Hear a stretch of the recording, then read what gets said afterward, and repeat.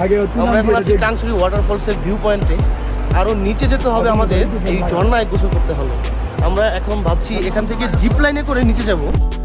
মেঘালয় রাজ্যে সবচেয়ে সুন্দর ঝর্ণাটি হলো এই কাংসুরি ওয়াটারফলস, যেখানে আপনি পাহাড়ে হাঁটতে হাঁটতে ক্লান্ত হওয়ার পর প্রশান্তির গোসল করে নিতে পারবেন। সাদা মেঘের খেলা এবং এরকম ভেজা রাস্তা আপনাকে এক অন্যরকম অনুভূতি এনে দিবে। খুব কম খরচে কিভাবে 3 দিনের মেঘালয় ভ্রমণের প্ল্যান করবেন সে বিষয়ে বিস্তারিত আলোচনা থাকবে ভিডিওতে। আশা করি না টেনে সম্পূর্ণ ভিডিওটি দেখবেন, আর অবশ্যই লাইক, শেয়ার এবং ইউটিউব চ্যানেলে সাবস্ক্রাইব করতে ভুলবেন না।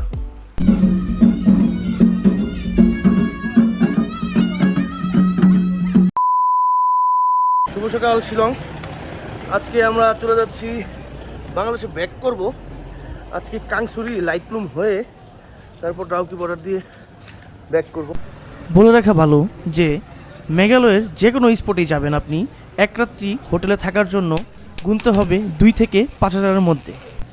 সেই সাথে হালাল খাবারের জন্য খুব খেয়াল করে আপনাদের বিভিন্ন হোটেলগুলোর মেনু কার্ড দেখে দেখে অর্ডার করতে হবে, তা না হলে হালাল খাবার পাওয়াটা খুবই দুষ্কর। চলুন, দেখা হচ্ছে আজকে কাংসুরি ওয়াটারফলসে, সেখানে আমরা গোসল করব। শিলংয়ের পুলিশ বাজার।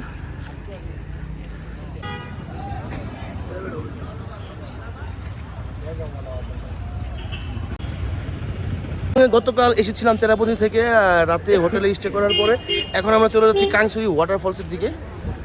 আর আজকে ওয়েদার অনেক সুন্দর, মেঘ দেখা পাওয়াই যাচ্ছে না। এরকম ওয়েদার থাকলে আশা করি আজকে অনেক ভালো ভালো ভিউ দেখতে পারবো। শিলং উত্তর পূর্ব ভারতের মেঘালয় রাজ্যের পূর্ব খাসি পাহাড় জেলার একটি শহর। এটি মেঘালয়ের রাজধানী। শিলং বাংলাদেশের তামাবিল সীমান্ত থেকে প্রায় 65 কিলোমিটার উত্তরে অবস্থিত। এটি আঞ্চলিক খাসি পাহাড়ে প্রায় 1500 মিটার উচ্চতায় অবস্থিত। এই শিলং থেকেই ভারতের উত্তর পূর্বাঞ্চলের বেশ বড় রাজ্য আসামে খুব সহজেই যাতায়াত করা যায়। শিলং থেকে কাংসুরি যাওয়ার পথে সকালে নাস্তার জন্য এখানে ব্রেক দিই। এখন আমরা দেখব কি কি নাস্তা করা যায়।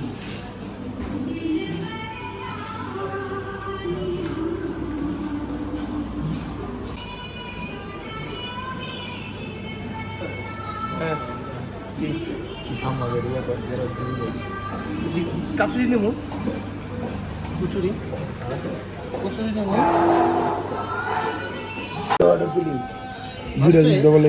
প্রথমে আমরা একটি অর্ডার দিই, কারণ দেখি এটা টেস্ট এবং কোয়ালিটি কী টাইপের। এর জন্য আজকে বেছে নিয়েছি আমরা ফাহাদকে। সে আমাদের বলছে যে এটা ভালো হবে, এই জন্য আরও 3টা অর্ডার দিয়েছি আমাদের 3 জনের জন্য। এভাবেই ওই আলু পরোটাটিও এরকম একটি অর্ডার দিয়েছি, পরে ভালো লাগলে আরও অর্ডার দিব। আর আপনারা যারা এরকম মানে অভ্যাস নেই ইন্ডিয়ান ফুডগুলো খাওয়ার, মানে ভিন্ন স্বাদ হতেই পারে, তো আপনারা এরকম ট্রাই করতে পারেন। একটি করে অর্ডার দিয়ে ভালো লাগলে বেশি করে নিলেন।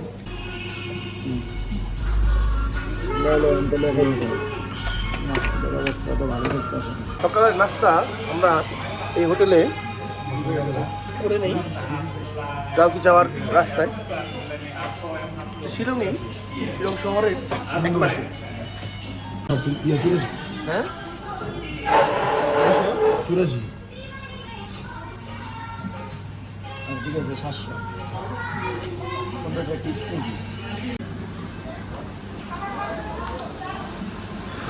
নাস্তা শেষে এখন দাদা গাড়ি ঘোরাচ্ছে। দাদা আচ্ছে হোটেল থা।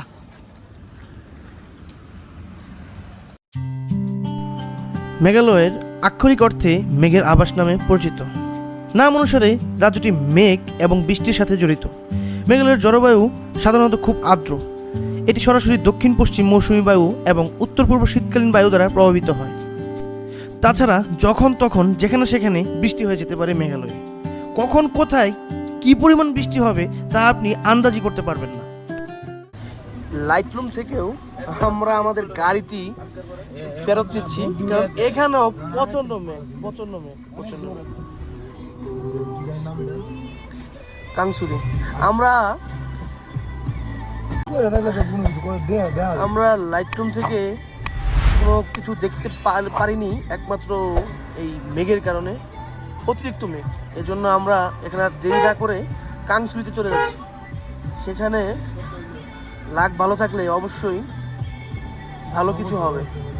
শিলং থেকে আমরা এখন ডাউকির পথে NH6-এর এই রাস্তা ধরে আমরা যাচ্ছি আমাদের ডাউকি বর্ডারে। আর এই রাস্তাটি চলে গেছে সোজা শিলং থেকে আসামের শিলচর হয়ে ত্রিপুরার আগরতলা পর্যন্ত। উত্তর পূর্ব ভারতের অরুণাচল, আসাম, ত্রিপুরা, নাগাল্যান্ড, মণিপুর, মিজোরাম ও মেঘালয় এই 7 রাজ্যকে নিয়ে একত্রে 7 সিস্টার রাজ্য নামে পরিচিত পায়। এই 7 রাজ্যের মধ্যে জাতিগত ও ধর্মীয় বৈচিত্র্য থাকা সত্ত্বেও অনেক আগে থেকেই এরা রাজনৈতিক, সামাজিক ও অর্থনৈতিকভাবে সদৃশ্য। সহজ ইন্ডিয়ান ভিসা ও যোগাযোগ ব্যবস্থার কারণে মেঘালয়ে সারা বছরই বাংলাদেশি পর্যটকদের ভিড় লেগে থাকে। তাছাড়া মেঘালয়ে জুলাই মাস হয়ে ওঠে পর্যটনের অন্যতম সেরা স্থল। বর্ষা মৌসুমে মেঘালয়ের সবগুলো ঝর্ণায় পূর্ণতা পায়। সেক্ষেত্রে জুন, জুলাই, আগস্ট মাস পর্যন্ত মেঘালয়ের পর্যটকদের জন্য পরম পরিবেশ তৈরি হয়ে ওঠে।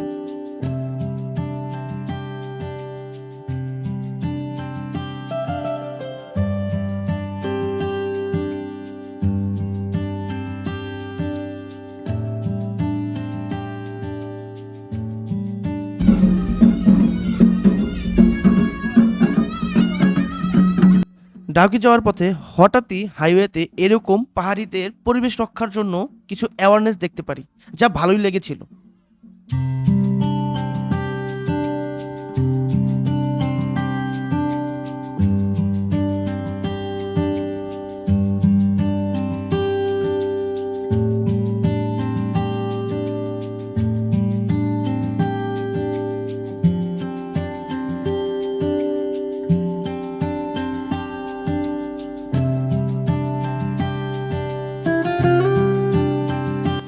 প্রাকৃতিক সৌন্দর্য ছাড়াও এখানকার লোকসংস্কৃতির জনপ্রিয়তা বিশ্বব্যাপী। প্রতিদিন লক্ষাধিক দেশি ও বিদেশি পর্যটক এখানে ভ্রমণ করতে আসে। মেঘালয়ের রাজধানী শিলং থেকে আমরা এখন ডাউকির পথে, যা কিনা তামাবিল বর্ডারে। তামাবিল বর্ডার বাংলাদেশে অবস্থিত হলেও তামাবিল বর্ডার কেন্দ্রিকই ভারত ও বাংলাদেশে বাণিজ্য হয়ে থাকে। ব্রিটিশ আমলে শিলংকে প্রাচ্যের স্কটল্যান্ড বলা হতো। মেঘালয় রাজ্যটি ভারতের সবচেয়ে আর্দ্র অঞ্চল। এখানকার ঐতিহ্যবাহী বাড়িঘর আর পাহাড়ের কোলে লুকিয়ে আছে অফুরন্ত সৌন্দর্য। এখানকার সবচেয়ে বড় এবং আকর্ষণীয় ঝর্ণা হলো এই কাংসুরি ঝর্ণা।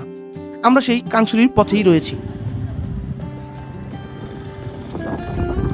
শিলং থেকে ডাউকি যাওয়ার পথে আমরা একটি ভিউ পয়েন্টে দাঁড়িয়েছি।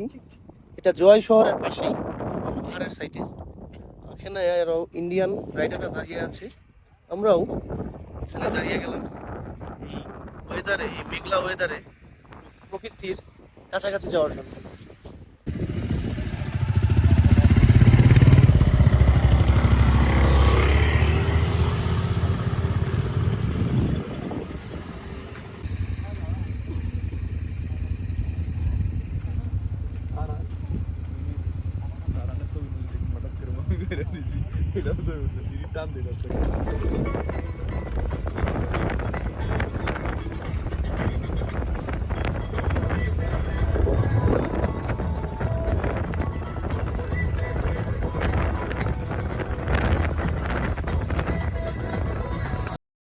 আমরা শিলং থেকে এখন আছি ডাউকির কাছাকাছি।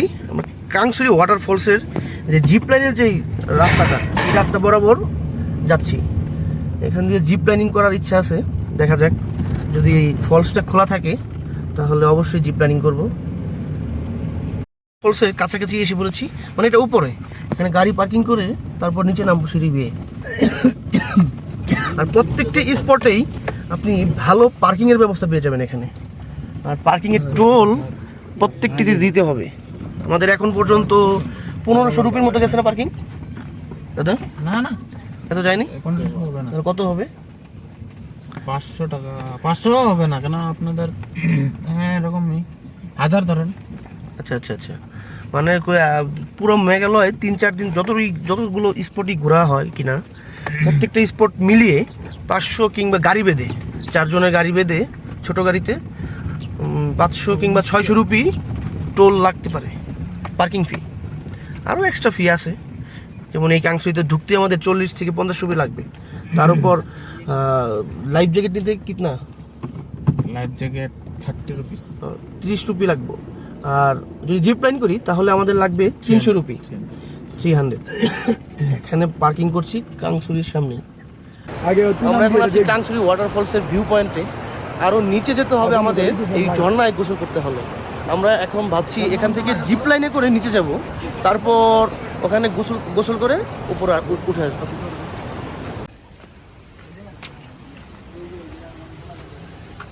ब्लॉग के लिए ओ क्या सिक्योरिटी है, तो लाइफ का सिक्योरिटी है तो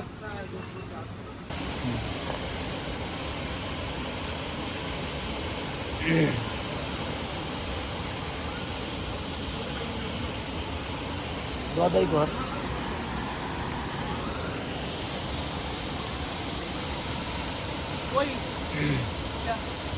कैमरा ऑन करो, ক্যামেরাটা অন করো। দুর্ভাগ্যবশত গোপ্রোর ক্লিপটি রেকর্ড করা সম্ভব হয়নি। তবুও মেঘালয় ভ্রমণের সর্বোচ্চ বেস্ট মোমেন্ট ছিল এই জিপ লাইনিংটি। মাত্র 300 রুপি খরচ করে লাইফের বেস্ট মোমেন্ট অর্জন করেছি এই জিপ লাইনিং করে।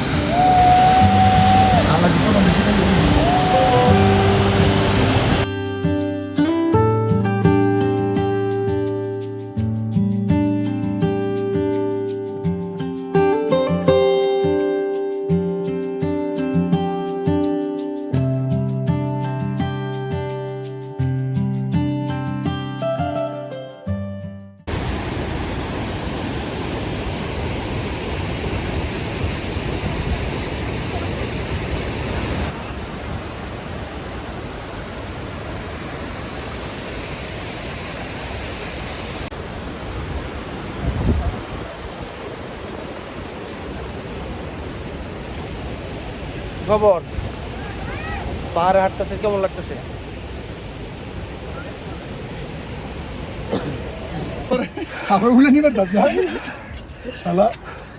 কাংসুরির জন্য শেষ করে আমরা এখন পাহাড়ের উপরে আবার উঠলাম। খুব ক্লান্ত লাগছে। আমরা এখন যাচ্ছি ডাউকি বর্ডারের দিকে। আমাদের মেঘালয় ভ্রমণ কিন্তু এখানেই প্রায় শেষ, আর একটু আছে। কাংসুরি শেষ করে এখন এসেছি। আপনারা যারা আমাকে ভিডিওগুলো দেখেন, আমার ভিডিওগুলো সবাই লাইক, সাবস্ক্রাইব এবং কমেন্ট করতে অবশ্যই। গৌরব দা শেষ গো দাদা।